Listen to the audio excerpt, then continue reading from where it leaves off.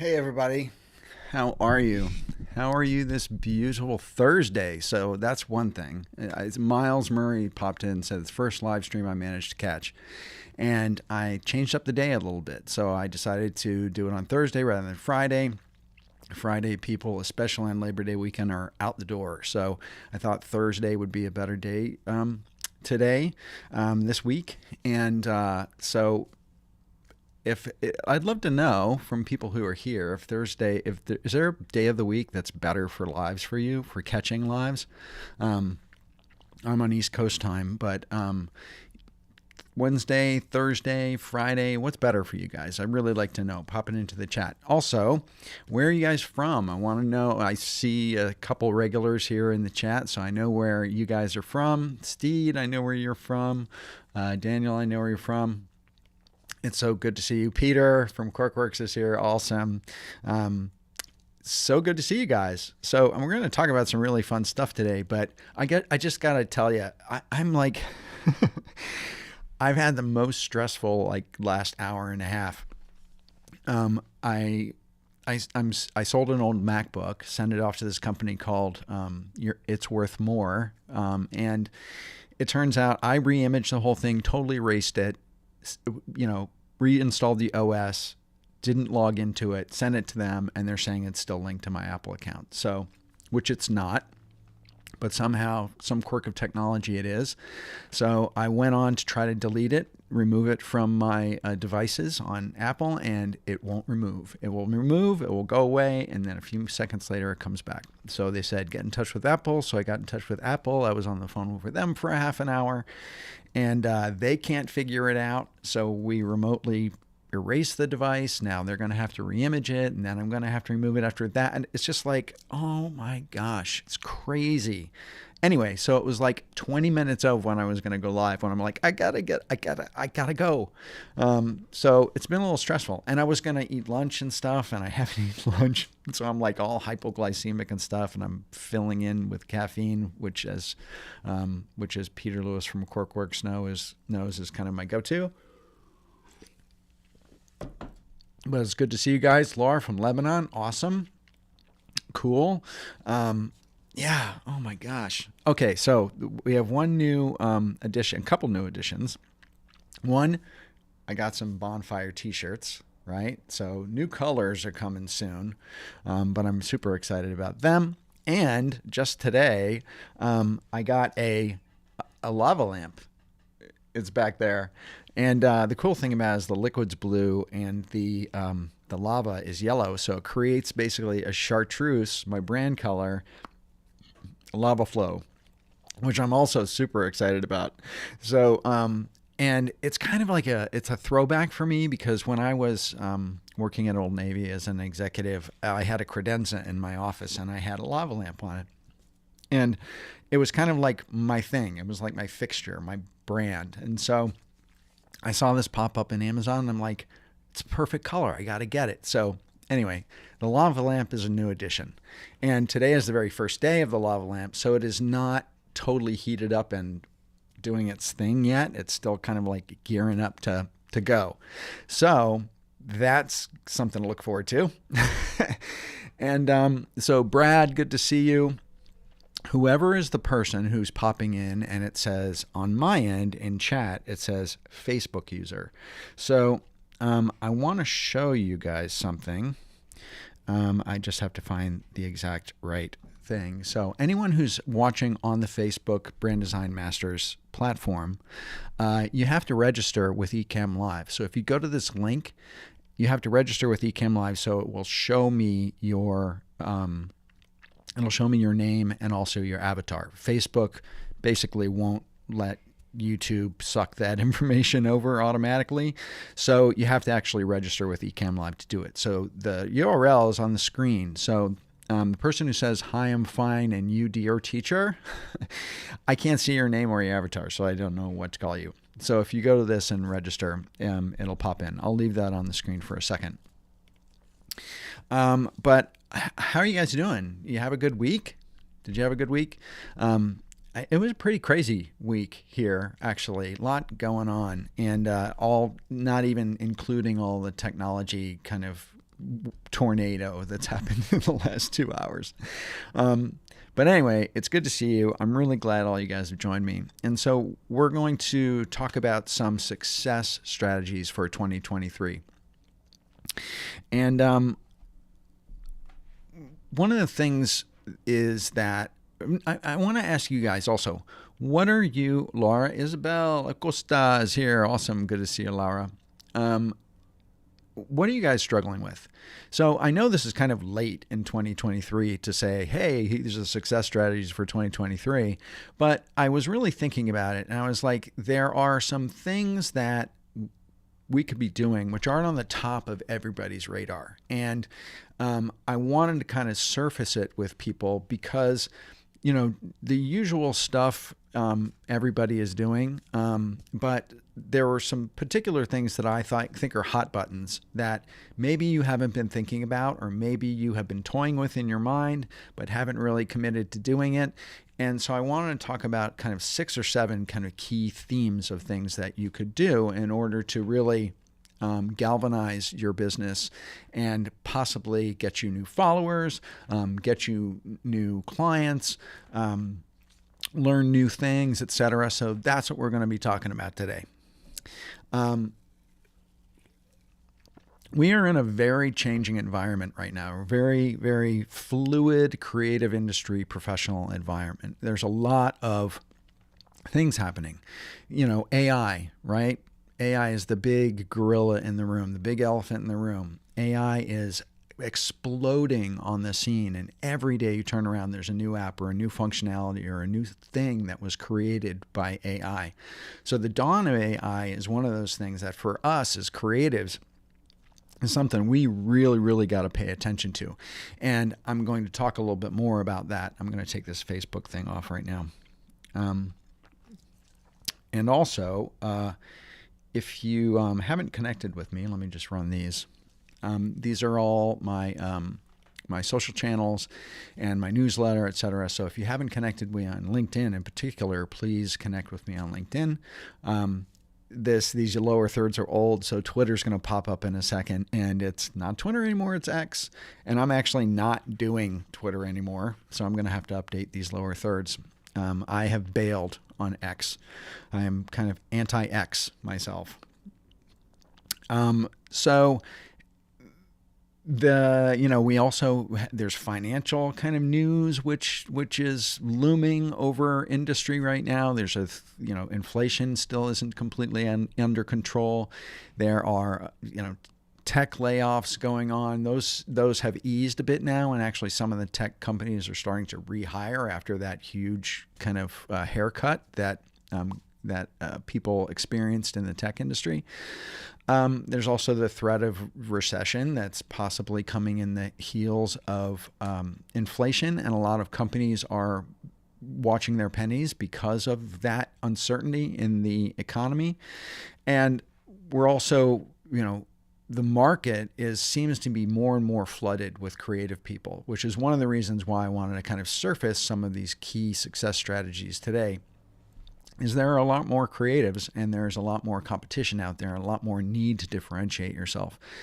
And there's, of course, the commoditization of design, and that's kind of linked to AI to an extent, but the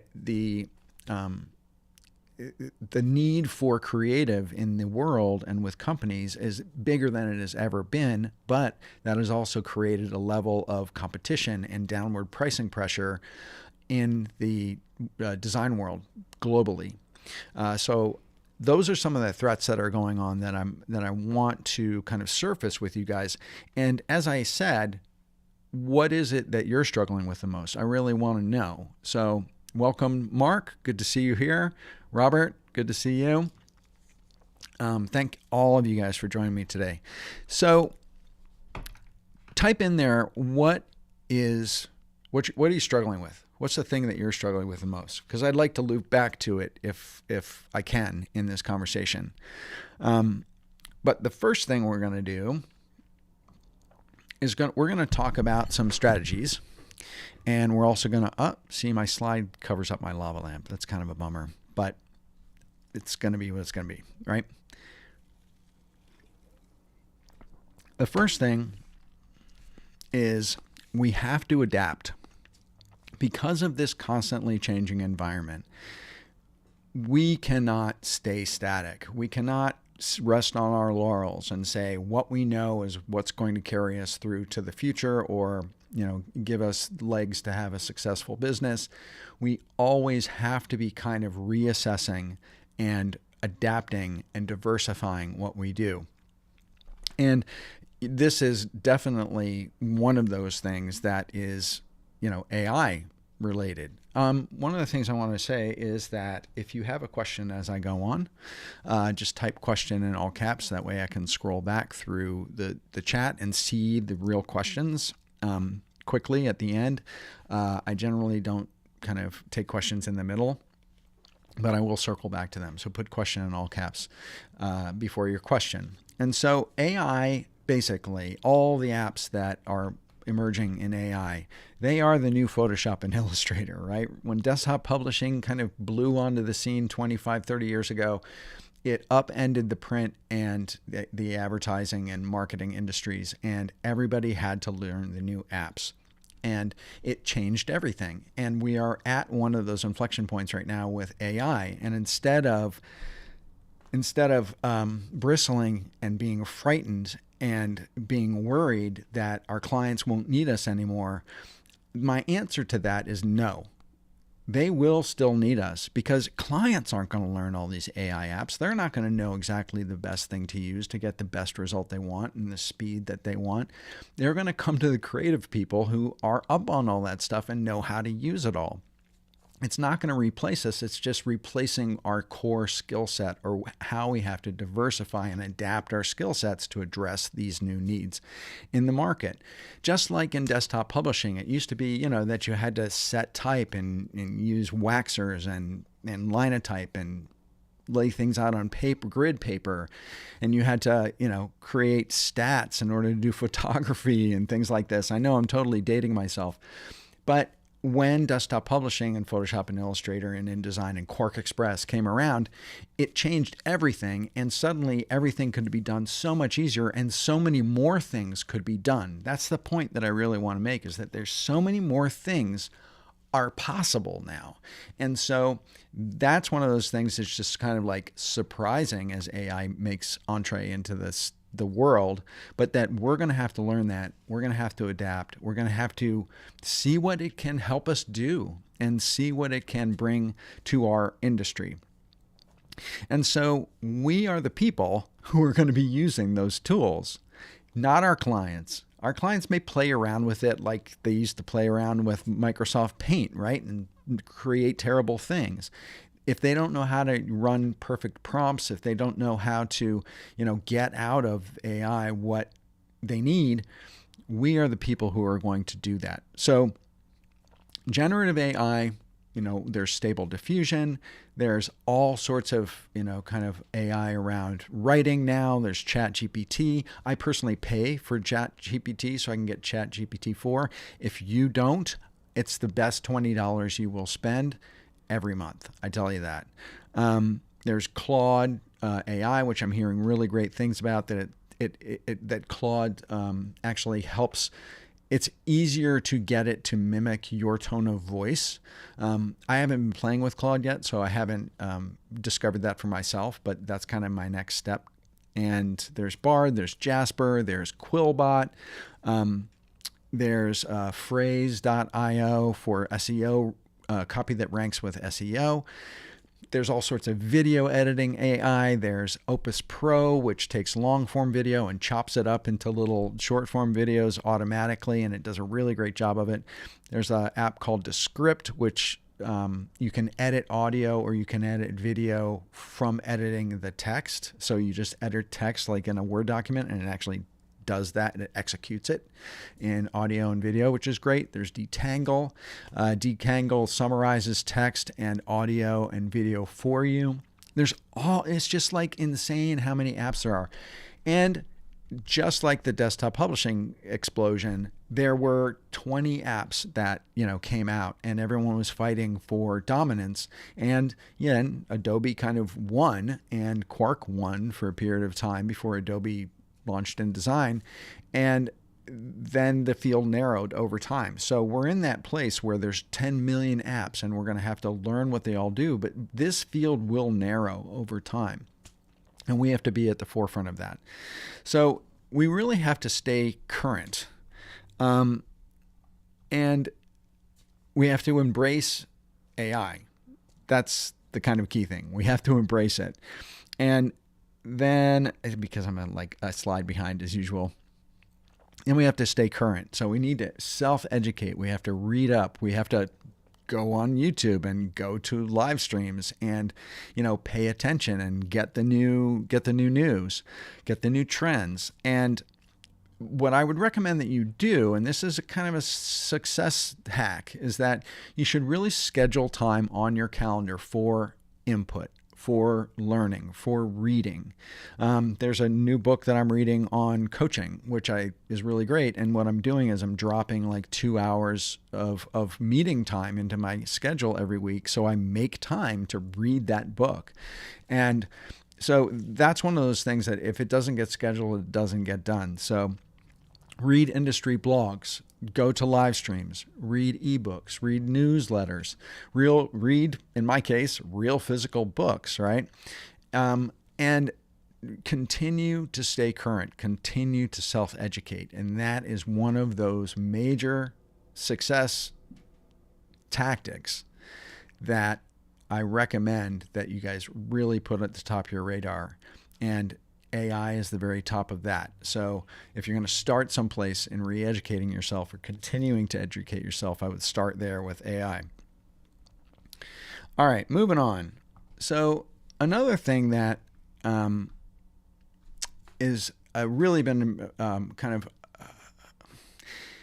I've been paying attention to it, which is that brand storytelling is kind of taking on a much more important life and cadence in branding. And I think that in a very crowded marketplace for companies that are competing with each other, as well as, and this is the point that I'm going to be getting to, us creative professionals competing with each other in our broadening environment, we have to learn how to create compelling stories that are based in reality and create narratives so people can differentiate one from another, one company from another, one creative from another. And as we learn how to build and tell stories for our clients, what we really have to do is we have to kind of dig in and learn to craft what is our story? What is the thing that is going to differentiate us? How do we go to market in a really authentic and transparent way where we're telling our own story? Now, a couple brands that have done this, I think, really well is there's a company called, I know this is kind of small, but Death Wish Coffee. And coffee, as you know, is absolutely massively competitive market, and it's really hard to carve out any kind of space in the coffee industry. And so, they're dominated by Peet's and Dunkin' Donuts and Starbucks, obviously. And this little small coffee brand has done an amazing job of building an identity around the story is that it's the world's strongest coffee. It is Death Wish Coffee, right? So through clever storytelling, through activating kind of that story, they've developed a really loyal following, customers who know what they want, and what they want is super high octane coffee. And they've, their branding and also their audacity in how they've gone to market has been really effective. And so much so that they actually won a competition to have a Super Bowl ad, and all on the power of their story. So there's a lot of,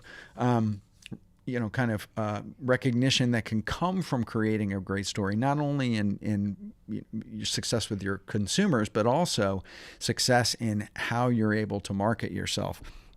There's another really cool example, and this is really hard to see, I know.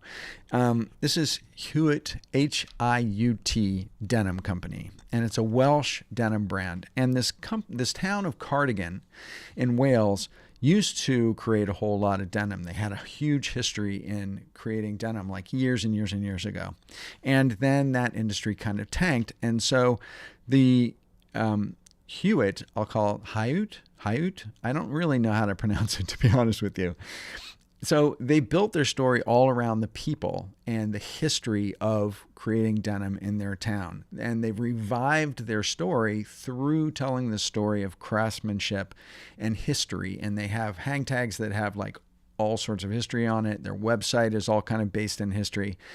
And they help you connect with the people who are actually making their jeans, which is really cool. So they kind of bring the humanity and the people into the denim production, and they bring the town into it. They bring the history into it, the whole story. And so kind of capturing that story and individualizing it and bringing it back to true reality and humanity is what really makes it resonate with people. And that's the kind of antenna that we have to have up. Now, how do we do that for ourselves? So this is just a little thing I just wanted to share, but my family, the Van Dusen family, actually goes way back. Like my first ancestor came to the United States in 1623, which was when it was New Amsterdam. And it looked like this little tiny picture here. It was like the Indians were still on Manhattan. And so the New York Times did a story on my family about the Van Dusens of New Amsterdam. And it's because there's so much history of my family. And so because I actually learned a ton when the New York Times did this story and they created an interactive like map of, I found out I was related to FDR and like all this crazy cool stuff. But so I had decided to take that and adopt it. And so I tell this story on my website. My agency name is called Verhaal Brand Design. And Verhaal means story in Dutch. And so that has a meaning for me because of my Dutch heritage and the history of my family in this country. And so I have a little page on my website where I tell the story of what is Verhaal and where that comes from and why it's called that. And it's a conversation point when I talk to clients, and it also is something that it's a hard to pronounce word, so it becomes kind of fun, when I'm doing podcast interviews or people are talking about my company, that it creates a conversation point. And that's the sort of thing that we as creatives want to start to think about for ourselves. What is our story? Where are we from? What are we passionate about? Another thing that I talk about a lot when I do lives and stuff like that is that I was trained as a painter, right? So I actually have my master's in painting. I never trained in design. I don't have a degree in design. I learned design on the job, literally. And so that is something that I tell that story about myself because it resonates with a lot of creative people who are multi-creative or who are fine artists who are trying to find their way in the world and a way to make a living that is, lucrative and maybe a little less of a struggle than being a purely fine artist, which is a tough row to hoe, as we all know. And so I tell that story. That's also part of kind of my storytelling. So think about, for you, what is your differentiation? What is your story? And like Laura Acosta, who is in chat right now, she, I'll out the fact that she is a coaching client of mine.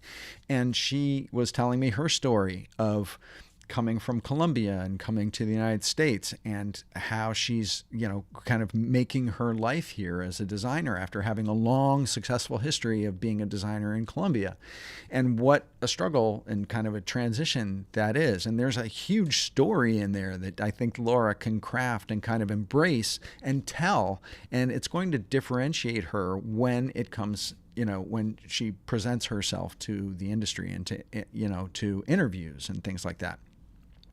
Those are the sorts of things that we want to embrace and we want to do. Okay, so the slide came out that says give into email. Let's jump into that, okay? Email's not dead. And I know you guys know that. You probably subscribe to a lot of newsletters, and you probably get many more, like me, you get many hundreds more emails than you want a day. But here's the reality about email. There's a lot of people who are right here in chat who have probably been thinking about starting an email list. Like, would this benefit me? And I can tell you that the answer to that question is yes. Even if you're not planning on publishing a newsletter or like putting out an email every day, building an email list is something that you should do for yourself. Why? It's because it's real estate that you own. There's only two pieces of digital real estate, professional real estate, that we own that isn't owned by some social media platform or some other SaaS product. It is our website, we own that, and our email list. That's it, really, basically. It comes down to that. And so you may have a website, and if you don't have a website, you should get a website. I mean, also a lot of creatives have a LinkedIn profile and they put their portfolio on Behance, but they don't have a website. And I would recommend that you get a website so you can have, a place to put curated content, blogs, create backlinks, create some SEO for yourself, have a place to put your portfolio that you own, right?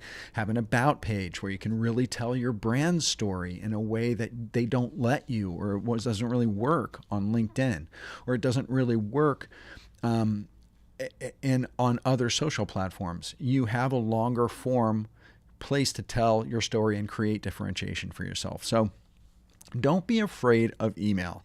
Like, you can use it to just basically keep your, keep your market, your followers, the people that you know, informed. And so it's really easy to get started. There's two major platforms that I would recommend, and I've been on both of them. I was on MailChimp and now I'm on ConvertKit, but you can get free accounts on MailChimp and the first 500 subscribers are free. And on ConvertKit, you get twice as many. You get 1,000 that are for free. I actually left MailChimp because they kind of nickel and dime you in terms of how much they charge you when your subscribers go up. And ConvertKit doesn't do that as much. And also the functionality of ConvertKit is much better, in my opinion, for all the stuff when it comes to email automation and and stuff like that. MailChimp has a better platform for designing your emails, meaning their builder for design is better. But because email, it goes through a million different platforms, million mobile devices, million tablets, million different laptops and desktops and stuff like that, the simpler you keep the design of your emails, the better off you're going to be anyway. So ConvertKit, MailChimp, get a free account, and then take your first easy step, right? Your first easy step is to curate and publish. Like, curate some tools, some books that you like, some resources, some articles that you've read. Just curate them, like put them in an email and send them out to people. And what it does is it will start to position you as a reporter, as someone who's paying attention. And people will appreciate the curation of you're getting rid of the 99% of the crap that's on the web and serving up just the kind of key books, articles, resources that you think are valuable. And your opinion matters, okay? That's something I want to get across to you. Your opinion matters. So you will become known as a knowledgeable insider. And I'm saying that instead of expert, right? Expert has like a whole lot of baggage to it these days. I think that when you're starting off, being a knowledgeable insider into our industry is the place where you want to position yourself. Do a monthly newsletter that's nothing but curated content and just send it out to people. Your list will start very small, but it will get bigger over time. And here is the very next easy step for the list starter. Create a one-page checklist. A one-page checklist as a lead magnet. And then you put it on your website on a pop-up. So you have a pop-up on your homepage that asks people for the email address and offers them the lead magnet. And then when they give their email address, they get to download the checklist. It's the simplest way to kind of tiptoe your way into starting to build a list. And then you also want to post a link to that lead magnet on every single social post that you do. So when you post on LinkedIn, when you post on Twitter X, when you post on Facebook, have a little footer at the bottom, especially on LinkedIn, where it's like your name, little photo of you. Hey, you want this free offer, cool checklist? Put the link in there. And then people will go to it. Everyone wants something for free if it's of real value. And it's an easy way to get started building a list. You can have a 5-person email list. It doesn't matter. It's going to grow over time. But what it does is it starts building that muscle in you, that ability to think in a way of creating content, curating content, and becoming a knowledgeable reporter, insider for your industry. And it will differentiate you from the rest of the competition of the creative professionals out there. And then as you get stronger, more adept, more comfortable, maybe you start writing some original stuff, you can build over time. You don't have to like go, oh, I have to do this huge newsletter with a thought piece and like 10 million videos and audios and resources and all this stuff. No, when I started my newsletter, it was like one 200-word paragraph, and then I was promoting one of my videos. That was like all I did. And over time, it grew and grew and grew and grew. And so tiptoe into it, okay? And then the next thing is you want to automate it. And this is kind of the next step. The next step is email automation, where someone downloads your lead magnet, they join your website, and ConvertKit is really great for this because their automation builder is really intuitive and it's really easy. MailChimp's is kind of the same. I find their interface a little harder, or convoluted anyway. So you create an automated welcome sequence, just like 3 emails. So after you get their email address, they get the download, and then over a period of 3 or 5 days or 2 weeks, they get 2 or 3 emails that introduce them to everything that you offer. Maybe you're sharing, you're like, this is my Behance portfolio. Maybe this is my about page. This is, some other article. And you just start to get comfortable with being able to communicate regularly with the people who have given you this email address, right? So it's automated though. That's the cool thing. You don't have to think, oh, I got a new subscriber, so I got to send them these 3 emails. It's like you can set it up so they sign up for your list. 2 days later, they get this automated email. 3 days after that, they get this other one. And so starting to learn that's the next step, right? After you get going. All right. So moving on. How are you guys doing? Good. Thank you, Ron, for putting that question in all caps. I really appreciate that. I will come back and find that. So let's talk about the art of collaborative promotion. Okay. This is a really important one. And what this is it's leveraging the audience of others. So as you're building your own audience, as you have followers, you have people who have connected with you on LinkedIn, you have a network, whether you know it or not. And as you build your email list, you'll have a little bit of a network there as well. And so what you want to do is you want to partner with non-competing business partners or freelancers or colleagues, right? So you create, for instance, if you're a graphic designer, maybe you partner with an audio person, or you partner with a UX UI person, or someone who's non-directly competing with you, and then get together with them and then create something that you both have a part in, right? So that's mutually beneficial. You team up, say a graphic designer teams up with a copywriter and they create a branding guidebook, 3-page, 5-page, kind of quick survey of a branding guidebook. And then here's the thing, you both promote it. So you promote it to each of your own audiences. So they are promoting it and your name is getting out there because both your names are on the thing, and you're promoting it to your audience or your followers or posting it on social media, and they are benefiting because their name is attached to it. So you start leveraging in a very easy way the audiences of others, and you're offering real extra value to your respective audiences. And it's just, or you can just promote someone else's thing to kind of get this going. I do this a lot. And actually I just recently, had Ian Paget on to do a live stream about his new book, Make a Living Designing Logos. And he is a friend. He's been on my podcast. I've been on his podcast, and I knew he was launching this book, and I thought I'm going to help him out. So I thought I'm going to have him on my show and expose him to my YouTube subscribers. And it was really great. And he was coming close to hitting his goal on getting people to sign up for the book. and he like knocked his goal out like 2 or 3 times over the next coming weeks. So I helped him over a hump. And, he now, when I go to, talk about Bonfire in the next month of the show, he's going to help me expose his audience, his Logo Geek Facebook group to Bonfire for me. So it's a mutually beneficial relationship. Okay. And then there's also, I just did another live with Daniel Scott, who I love, who launched a new course for Figma. And so I had him on the show, and we were both talking about Figma as well. So same kind of thing.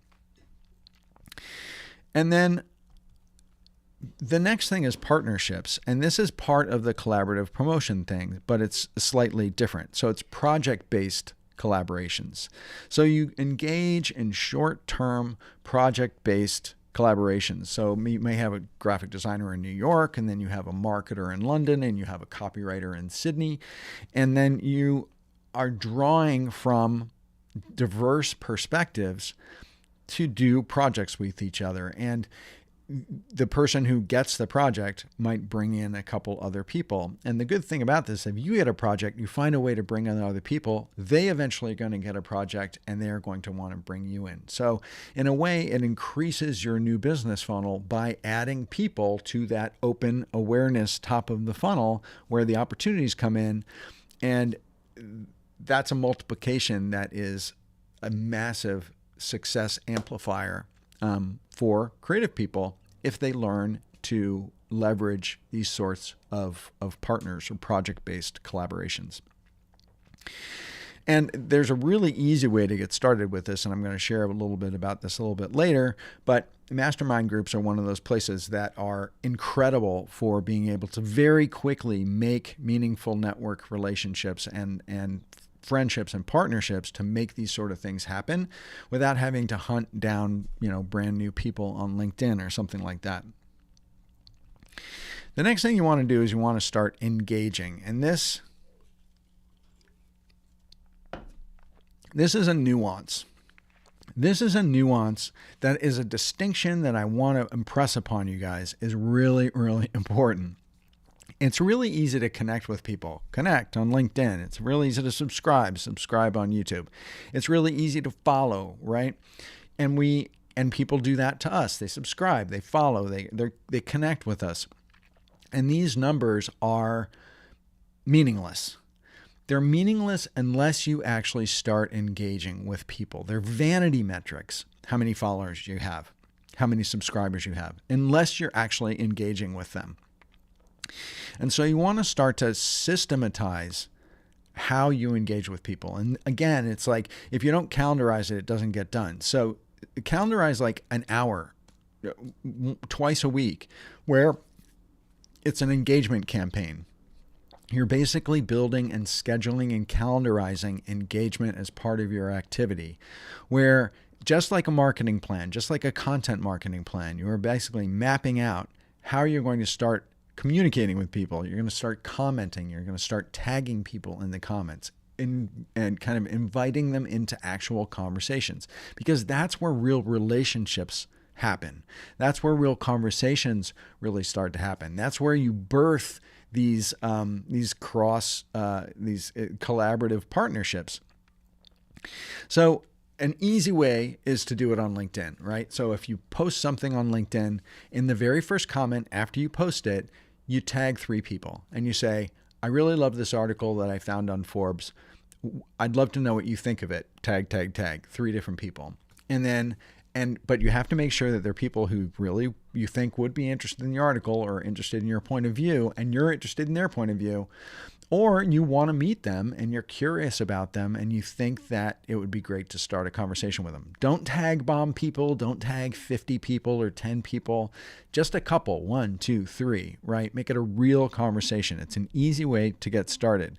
Then you can also participate in other online groups like Reddit or Discord communities are also great, where potential clients might hang out in particular Discord communities. If you're looking into a particular industry, maybe you're thinking about the real estate industry, or you're thinking about the sportswear industry or the surfing industry, and you want to start kind of networking and hanging out and making relationships with people who could become potential clients in a interest level based Discord community. And Reddit obviously does that too. And the next thing is that you can, the next tactic is that you can attend industry events, whether they're in person or virtual, conferences, seminars, webinars, and engage in the comments with the person who's presenting. Ask questions, right? Like you guys are doing right now. I remember people who ask questions in my YouTube lives. Like when people show up regularly to my lives and ask good questions, I remember your name. Like I remember who you are, and that matters, right? So one of the things that, I also wanted to mention was that I don't know if any of you are going to the Adobe Max conference, but in LA in October, middle of October, 10th through the 12th, is the Adobe Max conference in LA. I'm going for the very first time this year. I'm going to be there. I'd love to meet any of you. If you guys want to come hang out and go to the Adobe Max conference with me, and talk about some of this stuff and engage and, actually press the flesh, that would be great. So if you, those are the sorts of events where you can actually start building true, meaningful relationships. Now, the other thing, and this is the third tactic that I wanted to talk about in terms of engaging, and that is don't turn your nose up at local. Like everyone thinks about like, how do I get clients from the internet? How do I get clients in other countries? How do I think about getting clients like within a mile of where you live, right? Don't underestimate local. There are meetups, there are community events, there are community Facebook groups, there are prospective clients in every store, in every restaurant, and every place that you walk into. And if you have a local chamber of commerce, I highly recommend that you join it. When I first started my agency and I was like coming out of corporate and I didn't know anybody who were small, medium-sized businesses or entrepreneurs, I joined my local chamber of commerce and I met a web developer who turned into a connection, and he actually brought me into a brand identity project for a local city township later on, and then I made connections who I got consulting gigs with. And so think local originally. You don't have to think about, like I'm in New York and I want to get clients in Sydney and I want to get clients in Berlin. Like think about what is local if you're just starting off. Okay. Now, this is another big topic that I want to talk about. Okay. Data-driven decisions. Now, creatives, we have a tendency to like get driven by our intuition, right? By our creativity, our intuition, and we think that, our gut feelings are the most important thing. We don't have a tendency to drive our decision-making around data analysis as much as people who are more, left brain, right brain? I always get confused. And so you want to make informed choices just like your clients make informed choices on sales and social media campaigns and advertising. You want to make informed choices about what you do. And here's some of the tactics that you can use as a success strategy for yourself. You want to track your key performance metrics, your KPIs, right? Everyone knows that term. I want you to understand Google has changed its analytics platform. When you have a website,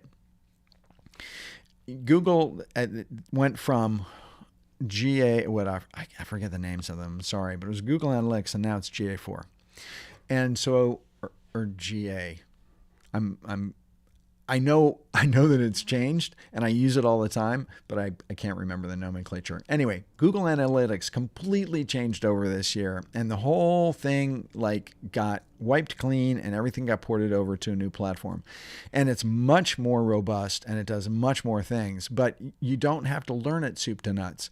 You can just learn the real basics of here's my website, here's where traffic comes from. These are the sources of traffic, comes from LinkedIn or Facebook or Twitter or whatever, and they come to, and then you can tell what page people are coming to. Are they coming to your lead magnet page mostly? And then they're getting it and then they're leaving, they're bouncing. Are they coming to your home page and then they go to the lead magnet page? Knowing what the behavior is of what people do when they come to your site is critically important. You can make really informed decisions, data-driven decisions about your site. The other thing is that you can see where people are coming from. You can tell where in the world they are, their age, their gender, Google knows everything about everybody. And so you can see, oh, I'm getting tons of traffic from YouTube and I'm getting zero traffic from Twitter. This is my case. In fact, I got tons of traffic to my website from YouTube and I got zero from Twitter, which was one of the reasons why I sunsetted that platform, because it was not performing for me and it was a data-driven decision. So those are the sorts, and I had been beating a dead horse for a little while on Twitter, repurposing content there, and it was not getting me anywhere. So it was like, why do it? Right? So I sunsetted the platform, and it was a data-driven decision. So you got to do that for yourselves. You can't, operate on gut feelings. So get comfortable with looking at numbers. Like how many likes, how many follows, how many impressions did you get on your LinkedIn posts? LinkedIn shows you all these metrics too, right? You can see how, if there were comments on it.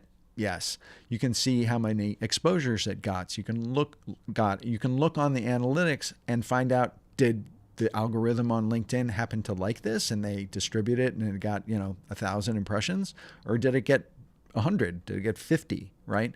And then you start paying attention to like, oh, my posts that are about X, or my posts that are linked for Forbes articles, or my posts that are carousels, my posts that are my portfolio materials, those are the ones that I always perform. Got to do more of that. Right? So make data-driven decisions, not just decisions based on what you like or what your gut says. Okay?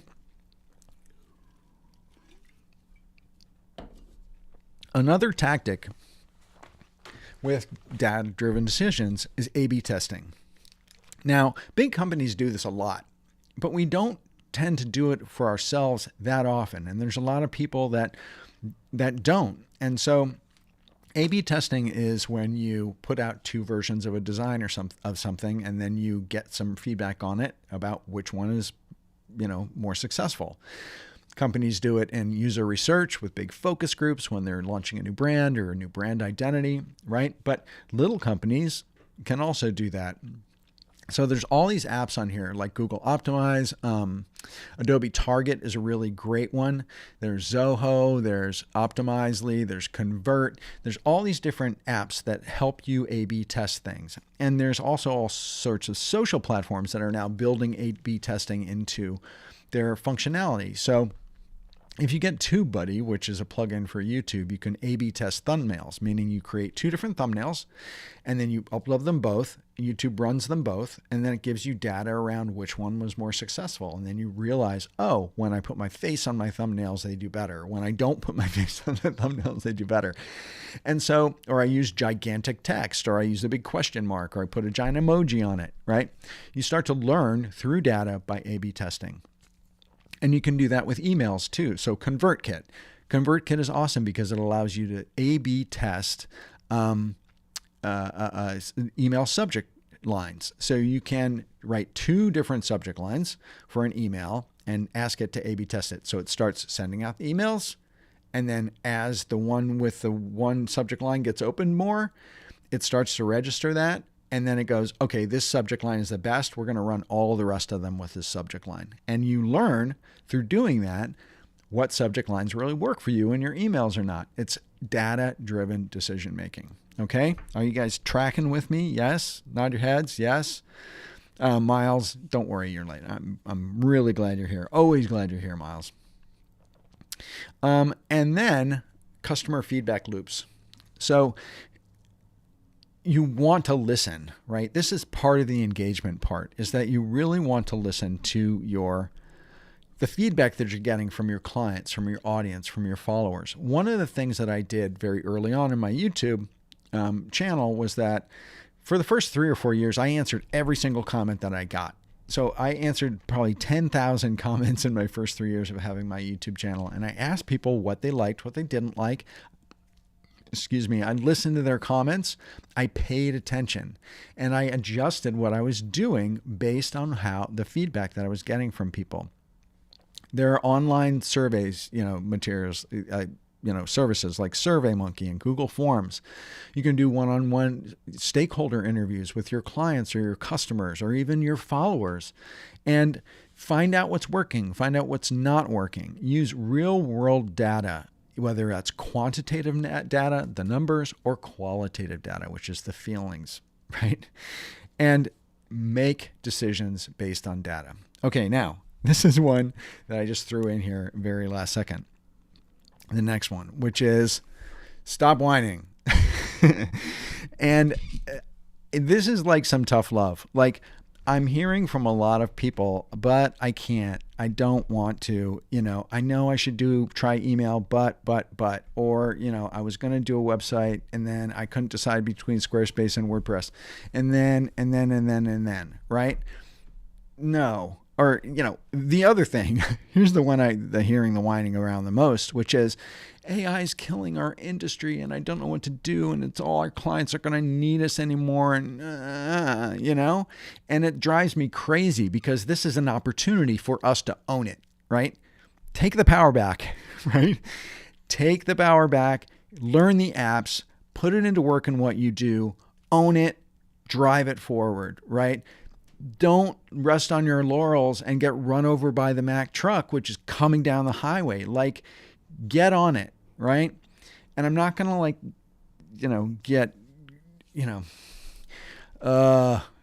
this is why I put it in there, is because I hear a lot of whining from people, and we have to take the power back. We have to take ownership for what we're doing and to own our careers. No one's going to give you anything on a silver platter, and no one stops the world. No one stops news. No one stops technology. It's what we do with it that matters. Okay?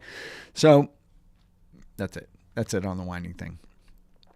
Now, I wanted to talk about this. I wanted to talk about investing, and this is one of, and I'm passionate about this, one of the best success strategies you can have for 2023, which is investing in a membership mastermind community. And the benefits of masterminds are myriad, right? A lot of what I was sharing about in these success strategies, a lot of them link back to what you can achieve and do in masterminds, like collaborative partnerships. Again, I was saying it makes it really easy because by investing in a membership, other people are investing, and because they're investing to be there, they're serious about it and they want to make some stuff happen. They want to build relationships. They want to get to know other people. They want to leverage that power of those meaningful network relationships. And it makes doing those collaborations so much easier because everyone's there for the same reason, right? It accelerates your learning at the very thing. At the beginning, I said adapt, right? You have to adapt. You have to continue to learn. It accelerates learning in these sorts of communities. It lights people on fire. For the whining thing, right? Masterminds also have an incredible power in building your confidence around your own decision-making, around what you're doing, how you're leveraging what it is that you're doing. Social media, your website, what the next thing is. Is that email? Is that partnerships? A lot of people don't know which way to turn or aren't totally confident about their decisions and what they're doing in their businesses. And masterminds give you that community, give you that audience to bounce important critical questions off of. And the other thing about it is that in being in them, you get exposed to other people who are doing the same things that you're doing, meaning they may be 5-10 steps ahead of you. They may already be tiptoeing into email and you've been thinking about it. You're not really sure exactly what the first step is to take. There's someone there who just did that, who can help you, who can recommend what the first step is. So all of this stuff,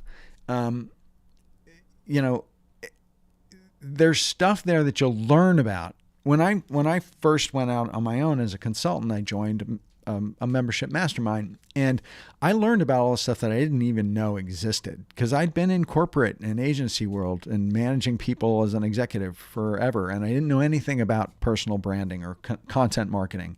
And I learned all of this stuff that was possible and how to go about it because I was exposed to people who were doing it, and I then started to mirror that behavior, and that's how I built my business. And that is what you do in these sorts of communities. And I ran a series of masterminds that were 12 weeks long called the Brand Design Masters Guild. And these are just a few, images of some of the people who are in them. And when they ended after 12 weeks, everyone to a person was like, I feel so much more confident about what I'm doing right now and the decisions I'm making after having all these people to bounce it off of and to get inspired by. And then I also don't want this to end. So at that point, I said to myself, I'm going to start a community that's a membership mastermind that doesn't end. And that is what Bonfire is. Bonfire is a mastermind community for established creative professionals. If you're rank beginner, just getting out of school, it's probably not the place for you. We're not going to be learning how to do design. We're going to be learning how to build businesses of design, personal brands, helping our clients, growing and prospering from a established creative professional sort of perspective. Okay, you may be mid-career pivot, you may be going from agency to corporate, you may be going corporate to agency, you may be going agency to independent.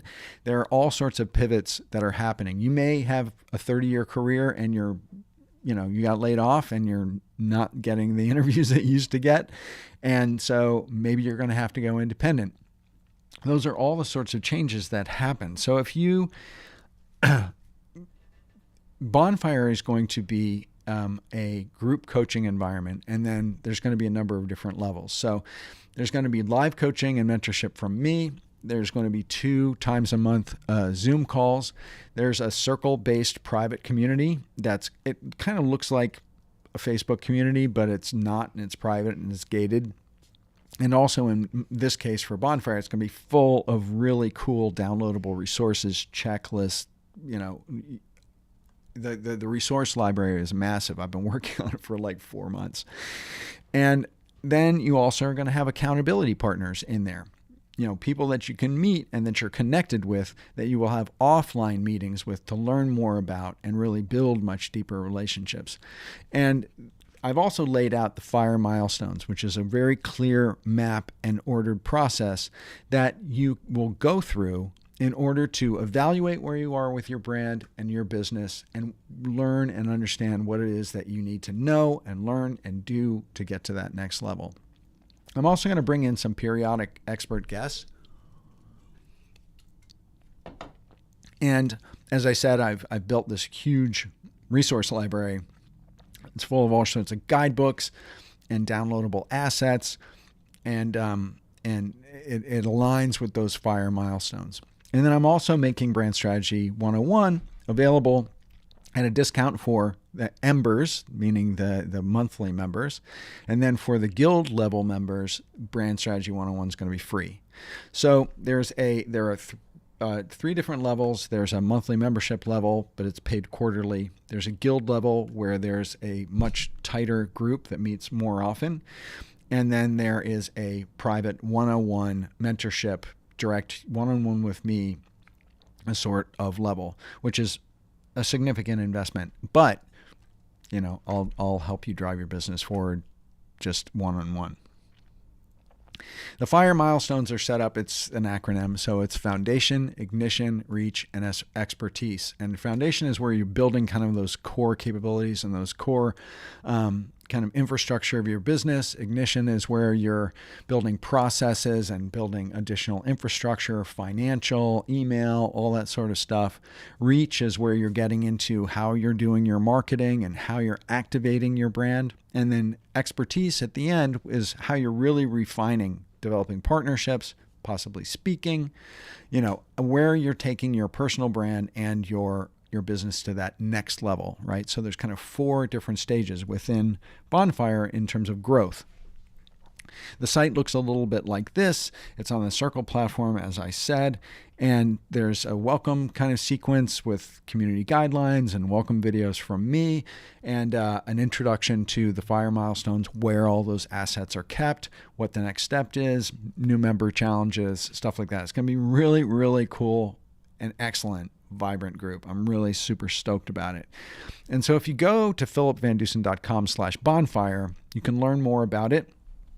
The page will have, it has a couple videos, so I'm explaining what Bonfire is, and also goes into a little more depth about the FIRE milestones, and then it also describes what the different levels are of engagement that you can do. The doors are going to open in mid-October, and I'm really, really excited to get this thing going because I've been working on it for years, since the Guild.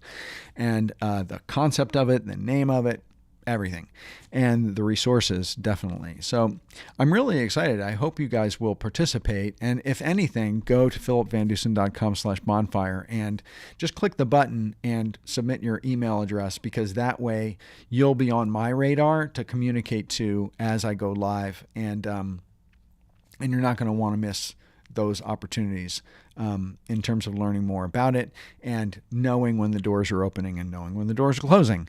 So just sign up. It's not, you're not paying, you're not like actually subscribing at this point because the doors aren't open, but you're just signing up to learn more. So go check it out, read about it. And if you are interested, shoot me a DM on LinkedIn and tell me about what you thought, or the Brand Design Masters Facebook group.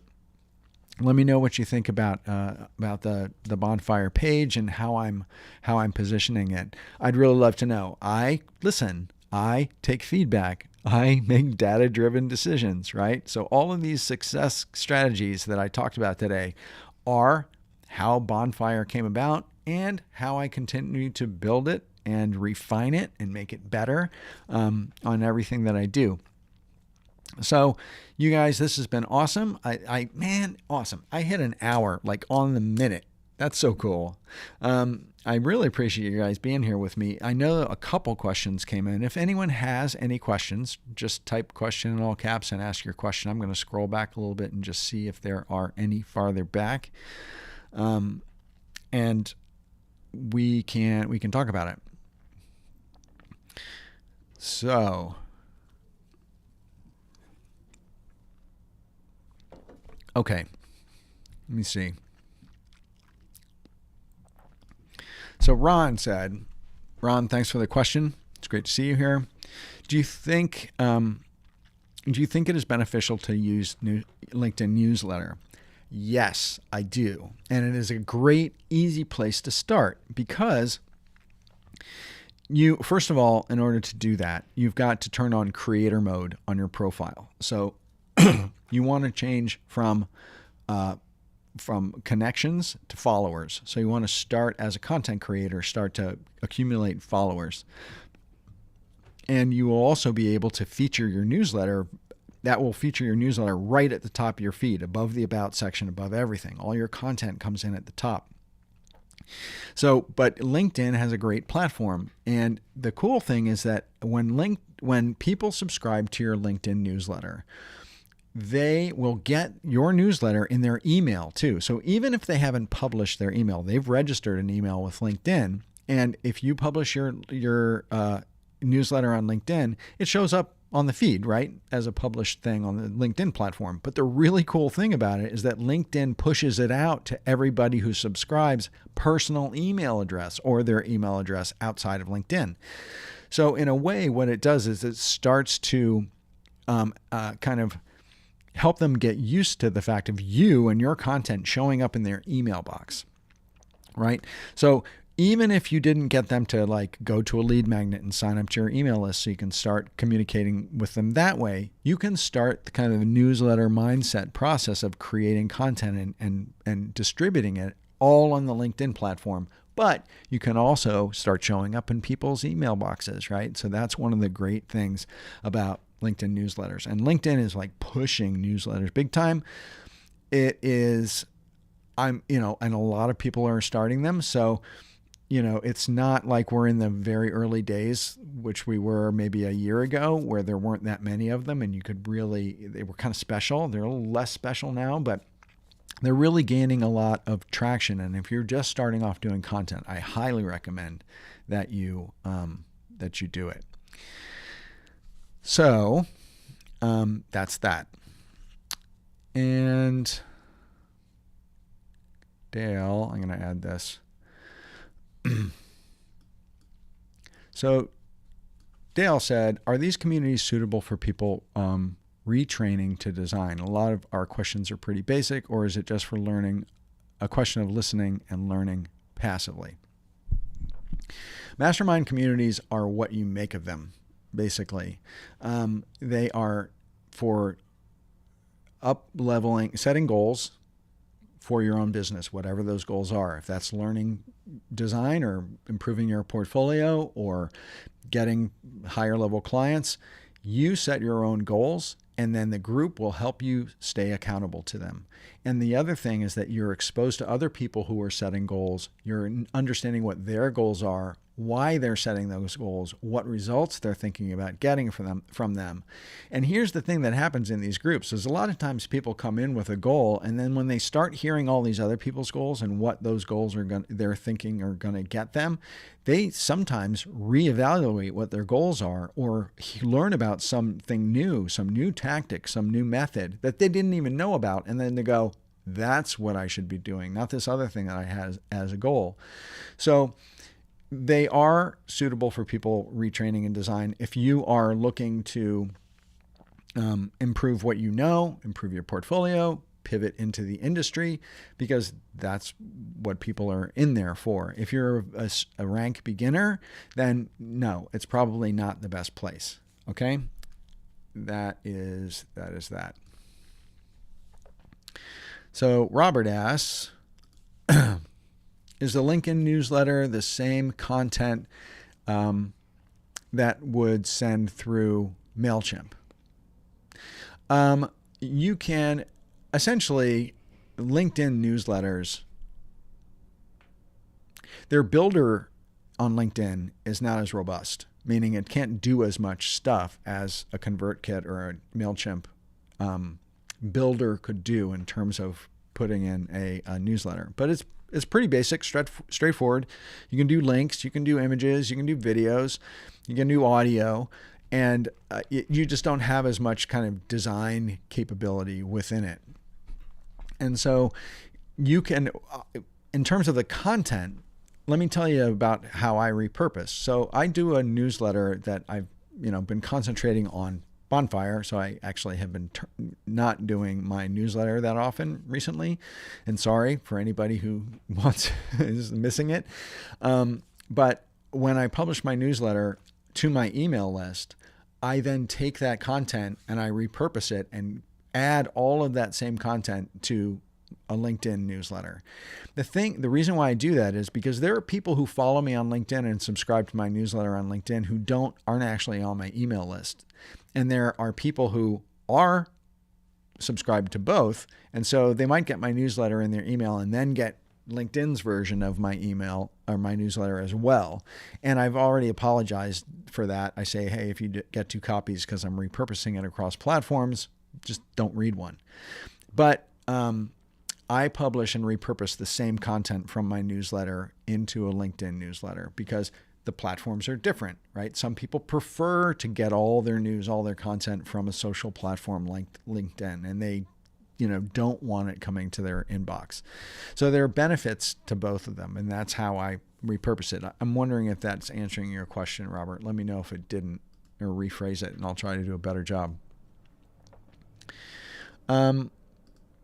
Matt says, and he published this question twice, but that's fine. I'm a professional illustrator. I create a line of brand art that is so personal and requires an interview process. Thoughts on doing videos of myself to connect on a deeper level. I create a line of brand art that is so personal and requires an interview process. So, Matt, you're saying that you interview people and you create brand art for people through that interview process. Are there benefits of doing video? There are always benefits of doing video. You could, if you haven't been doing content, you could do a video about your process. You could document your process with 2 or 3 different clients, snippets of your interviews with them, and then showcase the artwork that came out of it. So you're basically telling the story of your process and how your process gets to an incredible deliverable and helps people see transparently what that process is like. Does a couple things. Number one, it showcases your capabilities and how you're unique and different. It showcases your work. It showcases in a transparent way what your process is so people can understand it and people won't feel as intimidated or not understand it, right? They'll understand what goes into it and what they get out of it. So yeah, there's all sorts of benefits of doing video around that and using that as a promotional video. You can do shorts of stuff like that. You can bang out like super fast images of like the interview, a couple questions, and then the artwork. So I'm a huge proponent of using video as a storytelling device. And if your artwork is, as you said, very personal and requires interviews, if I'm understanding how you're describing your work well, then it sounds like the perfect thing to use video for. And Matt, let me know if that was not if the context of that answer was not exactly what you wanted. You said yes. I'm hoping I got it. Well, you guys, it's been awesome. It's been an hour and 10 minutes. My voice is starting to go. And because Apple had me on the phone forever, I am turning on my funky outro music for one thing. Yeah, my voice starts to go after about an hour, and it already is. So it's been awesome that you guys have spent a little bit of a Thursday afternoon with me. You still got Friday to go, but we got a long Labor Day weekend coming up for the people who live in the United States. And I hope you have a great weekend and a great time, and take some time off and, really celebrate the end of the summer. And all the work that you put into it and all the leisure that you put into it. And so I wanted to thank you again for coming. I got to turn that down. Thank you again for coming and joining me. If you have any questions coming out of this that you didn't get answered, pop into the Brand Design Masters Facebook group and ask me. Or go to LinkedIn, ask me there. But definitely go to philipvandusen.com. God, I never can do that. philipvandusen.com/bonfire and check out what Bonfire is going to be about. And then click that button, enter your email address, and you'll hear more about it. It's going to be super, super awesome, I tell you. And if you are stuck, if you're pivoting, if you feel like you got to take it up a notch, if you feel like maybe you've been whining, I know. Before I go, how'd you guys feel about that slide? That little kind of like the spanking kind of like, reality check slide that I threw in there. I questioned whether I should, but because I have a community on Facebook and in YouTube, and a lot of people DM me, a lot of people message me and email me, and I also coach a lot of people, and I know there's a couple of coaching clients in the chat, and I'm not meaning you when I'm talking about this, but I do hear a lot of I can'ts, and it's tragic because we have to own our own careers. We have to own our own results. Yes, the universe has limitations. Yes, there are fortunes of birth, right? But when it comes down to it, you got to move forward. And investing in Bonfire is one of those things where it's going to put you in a neighborhood of people where you're going to make huge, deep, meaningful network connections fast, and it is going to propel you forward. I know it did it to me. There are 36 other people who were in the guild who also happened to. So I am absolutely positive that this paradigm is transformative. So if you're ready to be transformed, you're ready to move it forward, check out Bonfire, because I think that you'll really get a lot from it. Whining, yeah, that's got to end, Matt. Matt wasn't whining, though. Good question, Matt. I appreciate that. I hope I was able to answer it accurately. Well, you guys, I hope you have a great rest of your week. And I'm going live pretty often these days, so keep your eyes open, and I'll check you next time. Okay?